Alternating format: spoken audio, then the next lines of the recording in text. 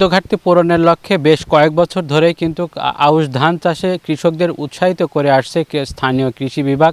এরই অংশ হিসেবে এবছর নাটোরে কিন্তু ব্যাপক পরিমাণে আউশ ধান চাষ হয়েছে। স্থানীয় কৃষি বিভাগ আমাদেরকে যেটি জানিয়েছেন যে এবছর প্রায় নাটোর জেলায় 10,000 হেক্টর জমিতে আউশ ধান চাষ হয়েছে।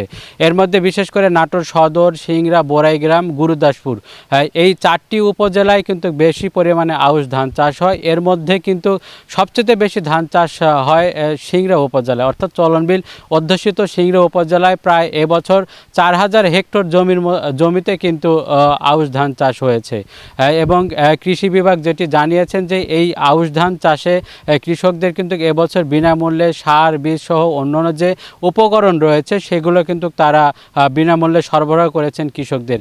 এরই অংশ হিসাবে কৃষকরা কিন্তু প্রতি বছরই আউশ ধান চাষে তারা উৎসাহিত হচ্ছেন। কৃষকরা আমাদেরকে জানিয়েছেন যে এবছর মৌসুমের শুরুতে বেশ আবহাওয়া উত্তপ্ত থাকার কারণে তাদেরকে বেশ বেগ পেতে হয়েছে এই ধান চাষে, কিন্তু এখন এসে তারা যেটি দেখছেন যে তারা এবছর একটি বাম্পার ফলনের আশা করছেন আউশ ধান চাষে।